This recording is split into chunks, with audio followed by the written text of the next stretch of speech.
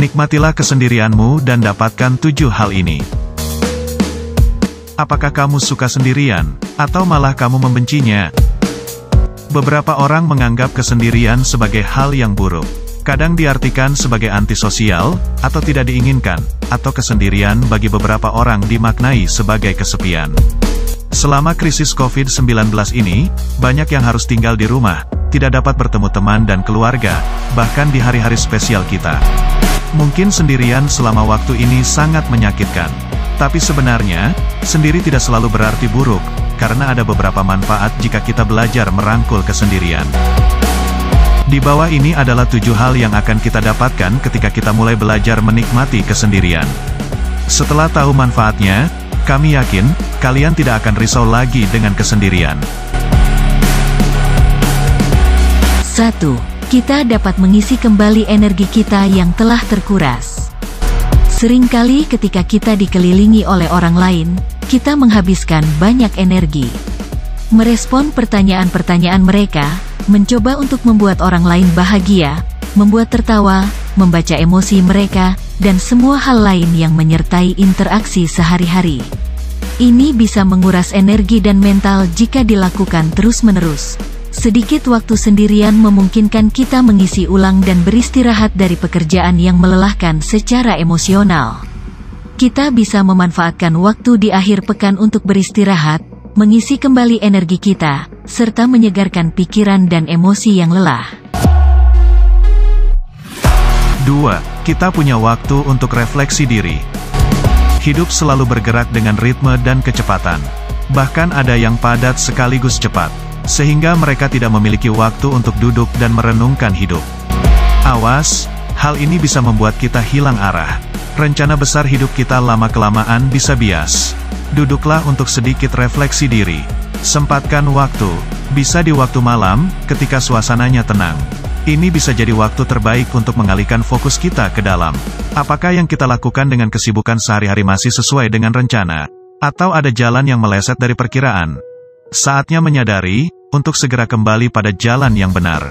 Dengan refleksi diri kita juga jadi bisa mengontrol emosi kita. Kita akan memahami lebih dalam tentang apa yang membuat kita tertawa, hal apa saja yang bisa membuat kita marah, dan apa yang bisa membuat kita sedih. Dengan mengetahui ini, kita jadi lebih mudah untuk mengatur emosi kita.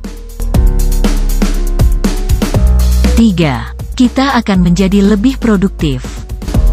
Berkumpul dan berinteraksi dengan orang lain bisa menjadi hal yang menyenangkan dan menghibur.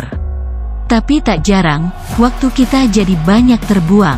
Menyendiri untuk menyusun kembali pekerjaan-pekerjaan yang tertunda menjadi tindakan yang lebih efektif. Karena tidak ada gangguan, kita bisa menundukkan kepala dan mulai bekerja. Kita setuju, dengan lebih banyak orang, maka akan menyelesaikan banyak pekerjaan. Tapi kita juga tidak menutup kemungkinan, banyak pekerjaan di mana kita sendirilah yang harus menyelesaikan. Jika kalian bisa menikmati kesendirian, berarti akan banyak waktu, di mana kalian bisa gunakan untuk bekerja. Kalian akan lebih produktif. 4. Kita akan lebih menikmati sebuah hubungan. Ketika kita menghabiskan waktu sendirian secara teratur, dan akhirnya mulai menikmati kesendirian, kita akan menemukan bahwa kita juga lebih menikmati hubungan kita dengan orang lain. Waktu yang dihabiskan sendirian memberi kita penghargaan yang lebih besar untuk diri sendiri. Ini juga memungkinkan kita menghargai semua hal hebat yang datang dari hubungan kita dengan orang lain, yang sebagian besar tidak kita sadari sebelumnya. Ketidakhadiran mereka akan membuat kita melihat mereka dengan cara yang berbeda. Dan ini akan membuat kita bersyukur, bahwa kita mempunyai hubungan yang baik dengan orang-orang, terutama yang kita cintai. Menyadari bahwa begitu berartinya mereka. 5. Kita akan lebih mandiri. Setelah kita menikmati kesendirian, akan ada banyak hal yang bisa kita kerjakan. Itu artinya kita akan menyadari kemampuan kita, bahwa pekerjaan tidak harus diselesaikan dengan bantuan orang lain. Dan itu secara alami membuat kita merasa lebih mandiri. Percaya diri dan mandiri akan menghilangkan kita dari kecemasan atau kekhawatiran. Tidak cemas bila tidak ada teman saat itu. Tidak khawatir bila harus menghadapi persoalan sendirian. Kita jadi tidak bergantung dengan kehadiran orang. Kita tidak akan merasakan kebutuhan untuk berinteraksi terus-menerus dengan orang lain. 6. Lebih fokus untuk membuat rencana. Melakukan segala sesuatu perlu rencana. Bahkan kadang ada rencana yang perlu dibuat dengan detail. Ini bisa dilakukan ketika kita berkumpul atau bertemu teman untuk membahas bersama.